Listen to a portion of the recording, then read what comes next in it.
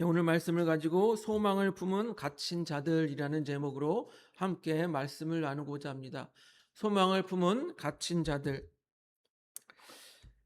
TV 프로그램 중에 동물농장이라는 프로가 있습니다. 참으로 오랫동안 장수한 프로그램인데요. 이 사람들이 동물들의 특이하고 놀라운 점들을 지켜볼 수 있어서 장수하는 프로그램인 것 같습니다. 저도 역시 즐겨보기도 하는데요. 제가 이렇게 보면서 특별히 관심을 가지고 집중되어지는 장면들이 있어요. 무엇이냐면 바로 위기에 빠진 동물들을 구하는 거예요. 그 과정을 왜 집중하게 보게 되냐? 우리들이 그렇잖아요.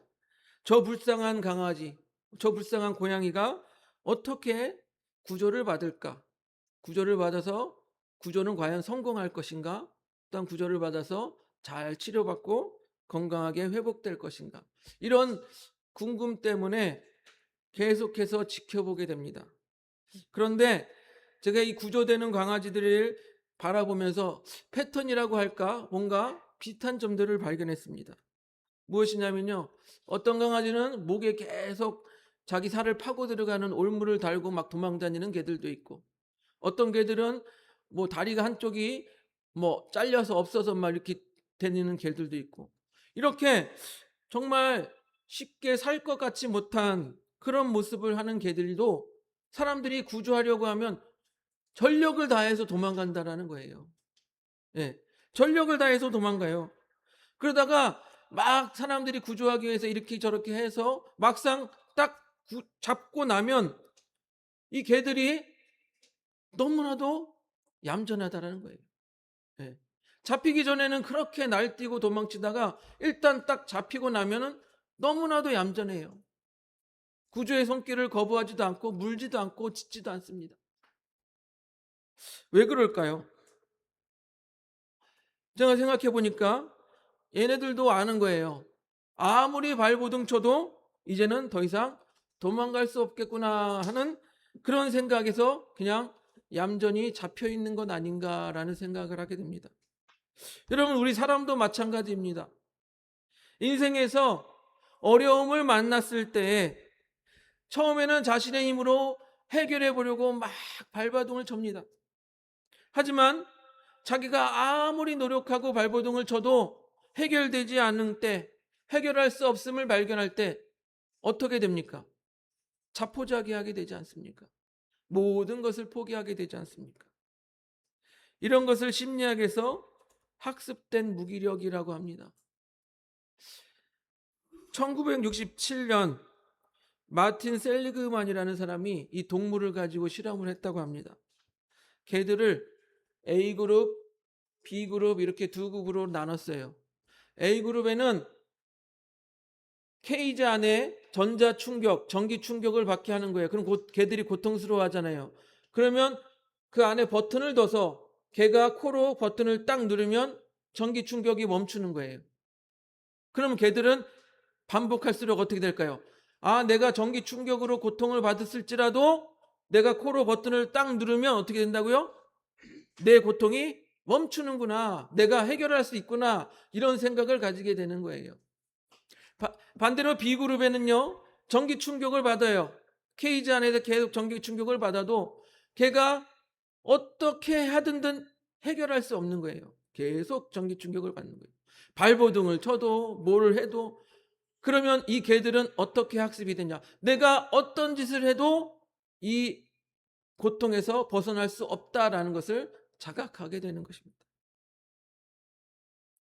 그런데 이렇게 적응시키고 난 후에 다시 A그룹과 B그룹의 개들을 다른 케이지로 옮깁니다. 어떤 케이지냐? 문이 열려지는 케이지예요. A그룹도 B그룹도 문이 열려지는 케이지를 줬습니다. 그리고 동일하게 전기 충격을 가했습니다. 그래서 놀라운 일이 발견됐어요. 무엇이냐면 이 A그룹 개들은 우리가 코로 눌러서 문제를 해결할 수 있다라고 생각했기 때문에 전기 충격이 발생되자마자 열린 케이지 문을 박차고 뛰어서 도망갔다라는 거예요.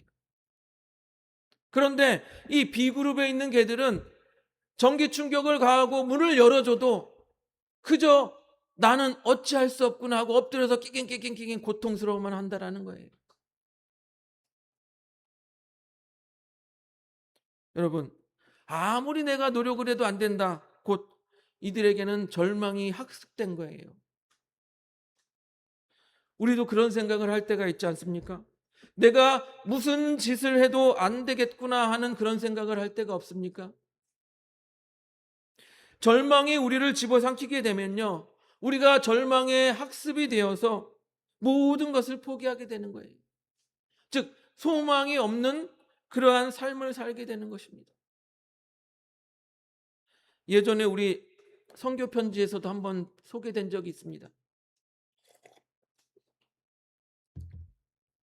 아프리카였나요?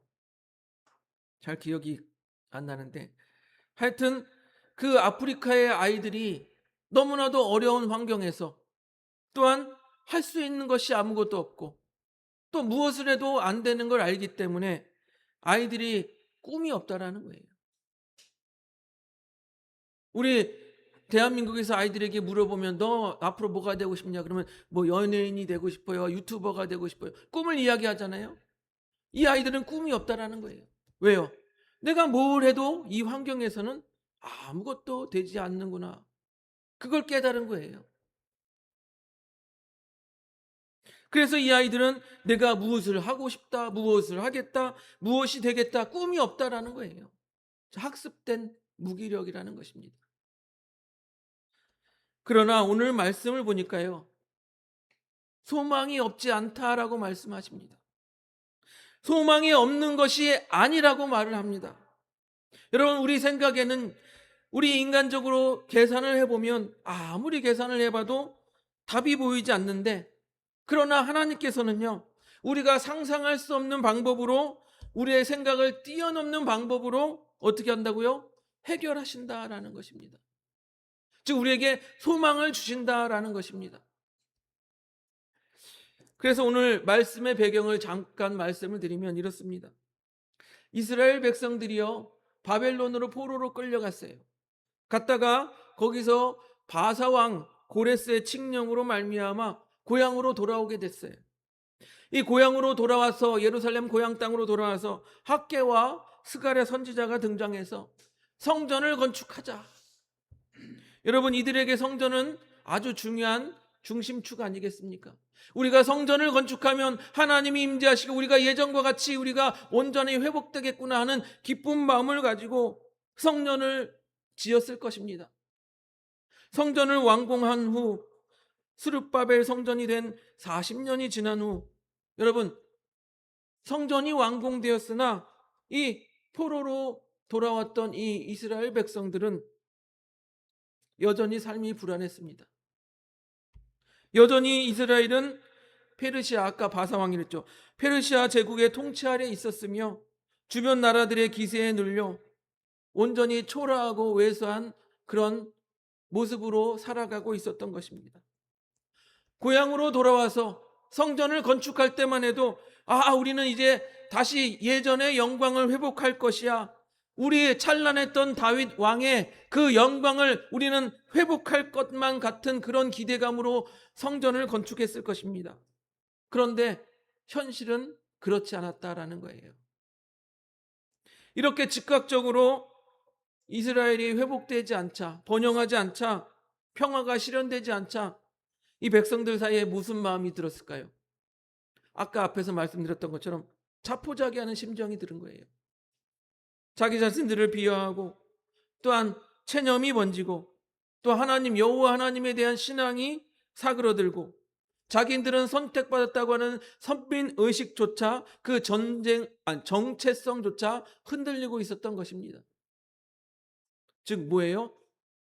성전을 건축했지만 변화가 없자 소망을 잃어버리게 된 거예요. 안 되는구나, 우리는 포로 신세구나, 소망을 잃어버린 것입니다. 그러나 오늘 하나님께서 스가랴 선지자를 통하여서 이 사람의 생각을 뛰어넘는 방법으로 해결할 것이라고 말씀을 해주시는 것입니다. 하나님께서는요, 이렇게 해결하신다라고 말씀하십니다. 첫 번째, 힘이 아닌 겸손으로 해결하신다라고 말합니다. 한번 따라해 보실까요? 힘이 아닌 겸손으로 해결하신다. 왜 그렇습니까? 바로 지금 이들은 페르시아의 통치를 받고 있었어요. 우리가 예전에 일제시대에 일제의 압제를 받았던 것처럼 이스라엘 백성들은 이 바사 곧 페르시아의 지배를 받고 있었던 거예요. 그럼 이들에게는 어떤 마음이 있습니까? 강력한 군대와 힘을 바탕으로 한 메시아가 나타나서 이 페르시아를 무찌르고 온전히 자신들을 구원해 줄 것이라는 생각이 있었겠죠. 그게 바로 인간의 생각이었던 것입니다. 인간적인 생각이었던 것이에요. 여러분, 우리 인간의 생각은요, 어떻게 생각합니까? 더 큰 힘이 있어야 할 것이라고 생각합니다. 더 많은 돈이 있어야 할 것이라고 생각을 합니다.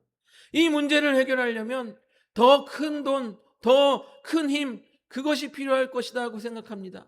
하지만 하나님의 방법은 아니었던 거예요. 무엇이었습니까?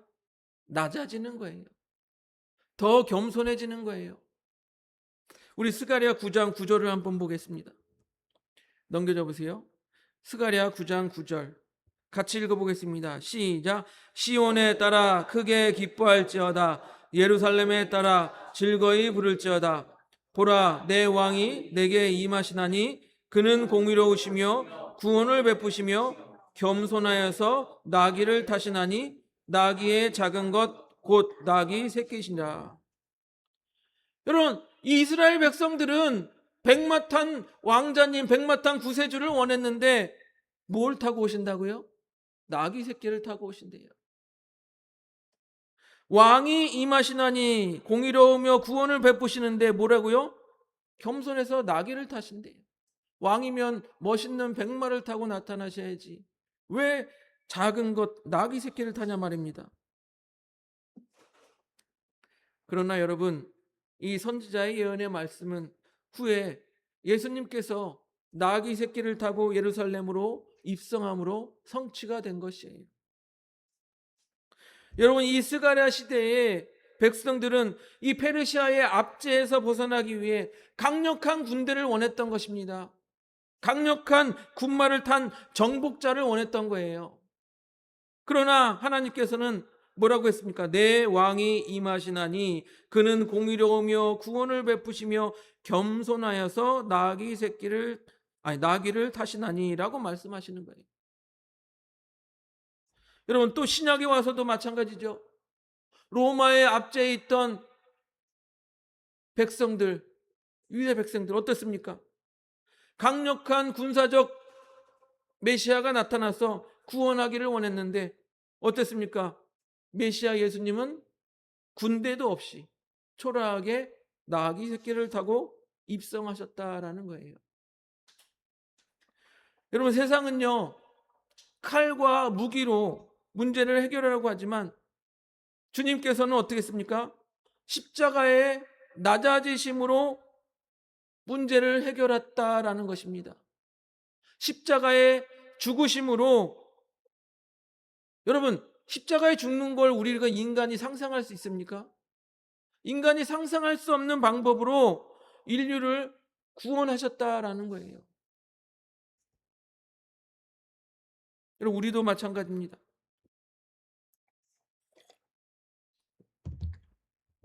고난이 찾아오면 우리도 똑같이 생각합니다. 아, 더 강한 힘이 필요하고 더 많은 재물이 필요하겠구나.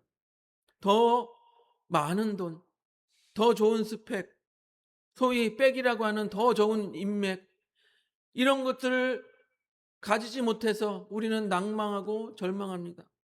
하지만 하나님의 해법은 무엇이었습니까? 힘을 더 가지고 더 강력해지는 것이 아니라 겸손함으로 임하셨다라는 거예요. 그래서 우리에게 겸손함으로 예수 그리스도를 영접하라고 말씀하시는 것입니다.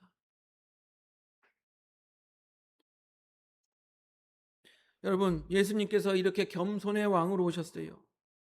우리는요, 세상의 계산으로 하면 예수님을 영접할 수가 없어요.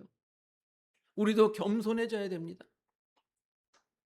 우리도 겸손해지고 세상의 계산에서 벗어날 때 우리는 이 하나님의 놀라운 은혜를 경험하게 되는 것입니다. 그리고 하나님의 은혜를 경험하면 어떻게 됩니까?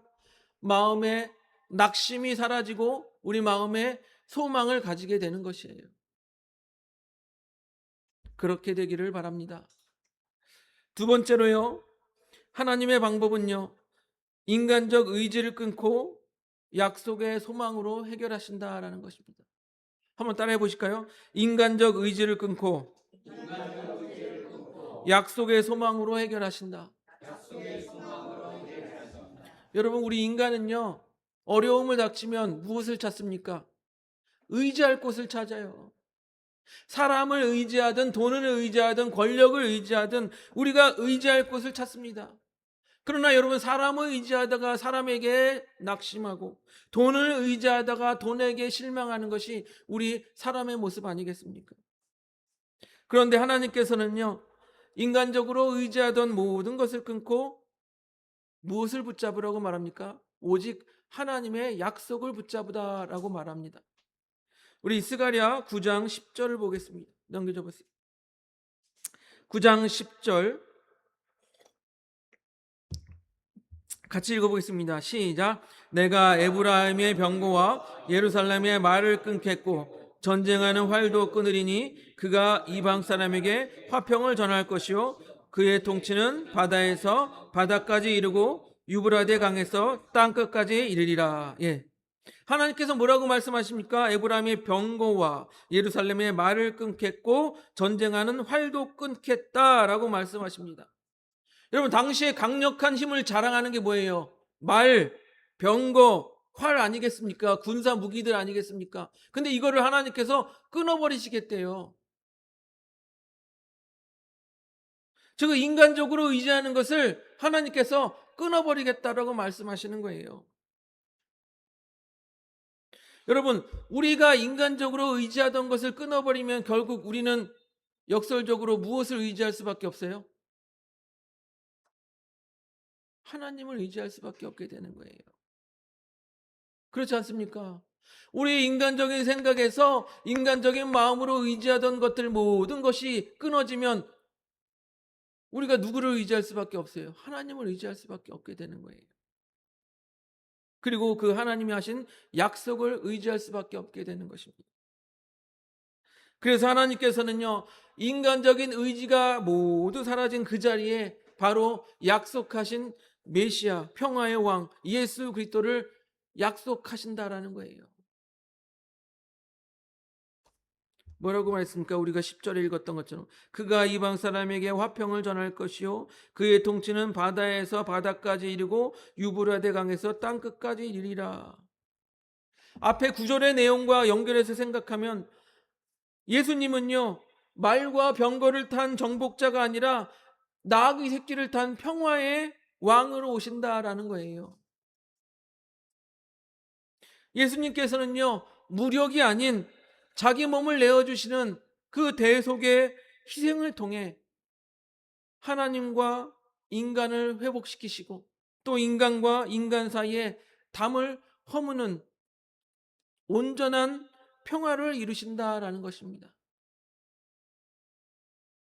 그리고 그 통치, 평화의 왕 예수님의 통치는 이스라엘 국경에 제한되지 아니하고 뭐라고 말했습니까? 바다에서 바다까지 이르고 유브라데 강에서 땅끝까지 이르는 그 완전한 예수 그리스도 우리의 샬렘 왕, 평화의 왕의 통치가 이루어진다라는 것입니다. 믿으십니까? 여러분, 우리의 현실이 아무리 커 보이고 현실의 고통이 견딜 수 없을 것 같이 보일지라도 여러분, 우리는 인간적인 생각으로 인간의 의지처를 찾으면 안 된다라는 것입니다. 여러분, 세상에 많은 사람들이 자신의 문제와 고통을 해결하려고 사람을 의지하거나 아니면 어떤 사람들은 술을 의지하거나 여러분, 술을 의지하면 어떻게 돼요? 결국 알코올 중독밖에 더 되겠습니까? 사람을 의지하면 또 사람에게 실망하지 않겠습니까? 여러분, 그래서 우리 그리스도인들은 이 세상 속에서 의지할 것을 찾으면 안 된다라는 거예요. 우리가 의지할 것은 오직 무엇입니까? 하나님의 약속이에요. 다시 한번 말씀드릴게요. 우리가 의지할 것은 뭐라고요? 하나님의 약속이에요. 세상에서 의지할 것을 찾지 않길 바랍니다. 우리가 하나님의 백성으로 하나님께서 약속하신 그 샬렘 왕, 평화의 왕을 기다린다면, 그 예수님의 통치를 기다린다면 우리는 세상에서 의지할 것을 찾지 아니하고 오직 하나님의 약속을 붙드는 삶을 살게 될 줄로 믿습니다. 세 번째로요, 하나님께서는 갇혀 있으나 소망을 품게 하십니다. 한번 따라해 보실까요? 갇혀 있으나 소망을 품게 하신다. 여러분, 우리 인간적인 생각은 어떻습니까? 지금 나에게 닥쳐져 있는 이 문제가 해결돼야 내가 소망을 갖겠구나 하는 생각을 갖지 않습니까? 그런데 하나님께서는 갇혀있는 상황에, 어떻게 보면 갇혀있는 상황에 갇혀있지 말고 오직 소망에 갇히라고 말씀하시는 거예요. 소망에 갇힌다면 어떻다고 말씀하십니까? 갑절의 회복을 경험할 것이다 라고 말하는 것입니다. 우리 스가랴 오늘 본문 11절 12절을 한번 같이 읽어보겠습니다. 넘겨줘 보세요. 스가랴 9장 11절 12절 같이 읽어보겠습니다. 시작. 또 너로 말할진대 내 언약의 피로 말미암아 내가 내 갇힌 자들을 물 없는 구덩이에서 놓았나니 갇혀 있으나 소망을 품는 자들아 너희는 요새로 돌아올지니라. 내가 오늘도 이르노라. 내가 내게 갑절이나 갚을 것이라. 아멘. 여러분, 12절을 보니까 소망을 품은 갇힌 자들에 대해서 나옵니다. 여러분, 갇혀 있는데 소망이 있대요. 그럼 말이 됩니까?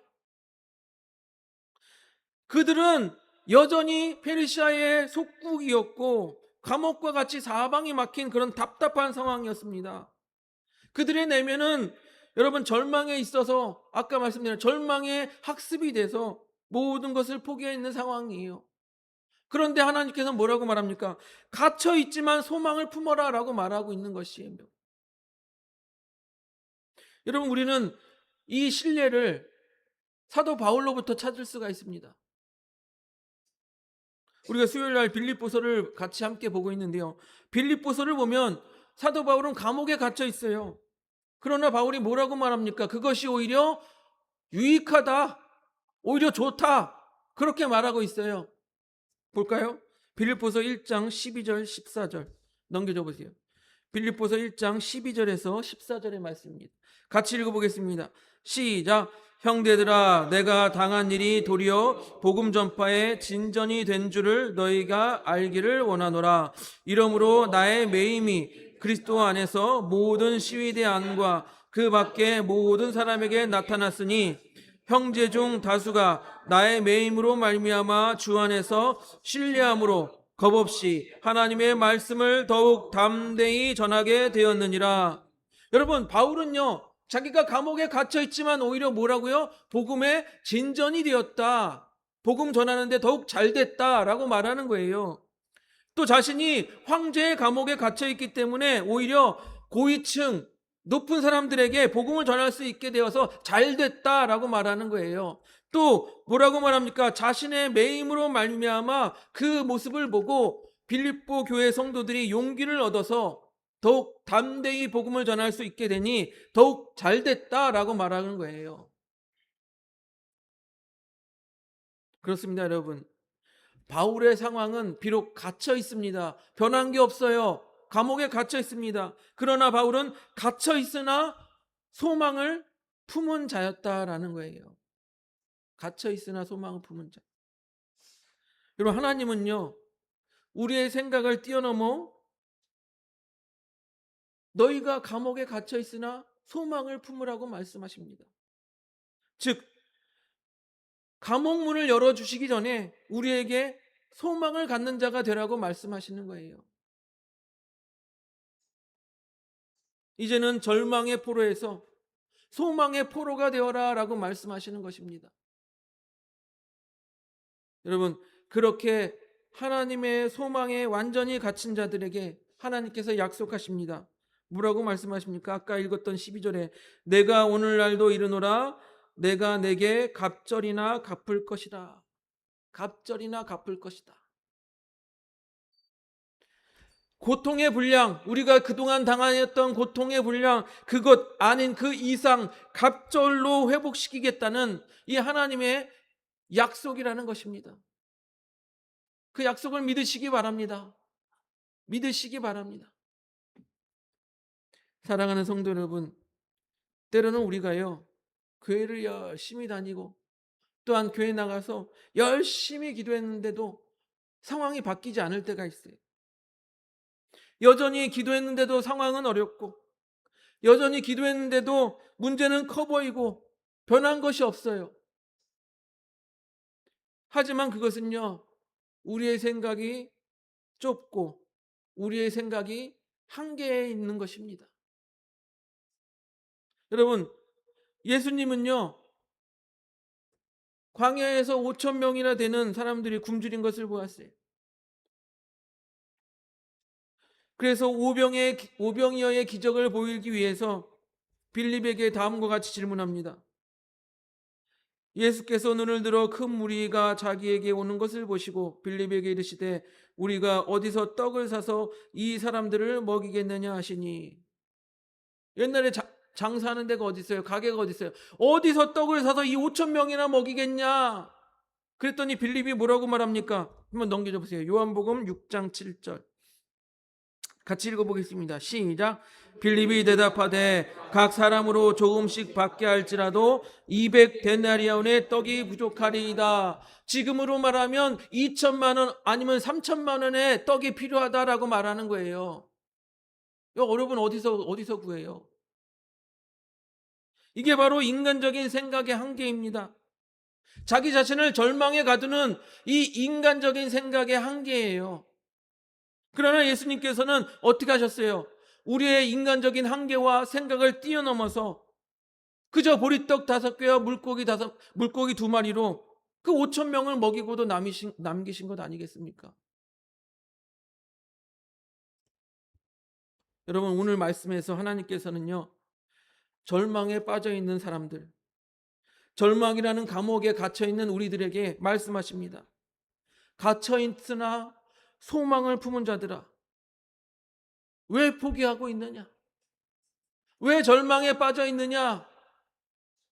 너희들이 생각하지 못하는 방법으로 내가 해결할 것이다. 소망을 가져라 라고 말씀하시는 거예요. 한 가지 말씀을 드릴게요. 예활 2차 세계대전 때요, 유대인들이 많이 갇혀 있었잖아요. 유대인 수용소에 사람들이 돌로 벽에다 글씨를 새겼는데 이런 글씨가 새겨 있었다고 합니다. 그들은 다 유대인들 학살당한 거 아시잖아요. 그렇게 소망이 없는 그런 감옥에서 그들이 이렇게 벽에다가 글을 썼대요. 보세요. 태양이 비추지 않아도 나는 태양에 있는 것을 믿고 하나님이 침묵하실지라도 나는 그분이 살아계심을 믿는다. 여러분, 지금 구름이 껴서 태양이 보이지 않아도 태양이 없습니까? 구름 너머에 분명 태양은 있는 것 아니겠습니까? 여러분, 하나님께서 지금 우리 삶에 잠깐 침묵하고 있을지라도 하나님이 없습니까? 하나님은 살아계셔서 우리를 바라보고 계신다라는 거예요. 여러분, 그들의 육체는 감옥에 갇혀 있을지라도 그들의 영혼 자체는 하나님이 살아계시고 하나님이 역사하신다라는 소망을 가지고 있었다라는 것이, 즉 소망에 결박된 상태, 소망에 갇힌 상태였다라는 거예요. 사랑하는 성도 여러분, 우리가 머리로 아무리 계산해봐도 답이 보이지 않고 답답한 상황이 있습니다. 그때 세상에서 방법을 찾지 않기를 바랍니다. 세상의 힘, 세상의 군마, 세상의 병력, 그곳에서 답을 찾지 아니하고 평화의 왕으로 오신 예수 그리스도, 그 예수님을 바라보시기 바랍니다. 내 병거, 내 활, 내게 가진 모든 것을 이제는 내려놓고 끊어버리고 언약의 주님을 바라보시기 바랍니다. 그래서 이제는 상황에 갇힌 자가 아니라 주님의 약속을 꼭 붙잡아서 주님의 약속, 소망 가운데 갇힌 자가 되시기를 바랍니다. 그러면 하나님께서 우리의 생각, 우리의 상상을 뛰어넘어서 갑절의 은혜로 우리 가운데 함께 하실 줄을 믿습니다. 그 은혜를 경험하시기 바랍니다. 그렇게 갇혀 있으나 소망을 품는 우리 하늘봄교회 성도님들이 되시기를 주님의 이름으로 축복드립니다.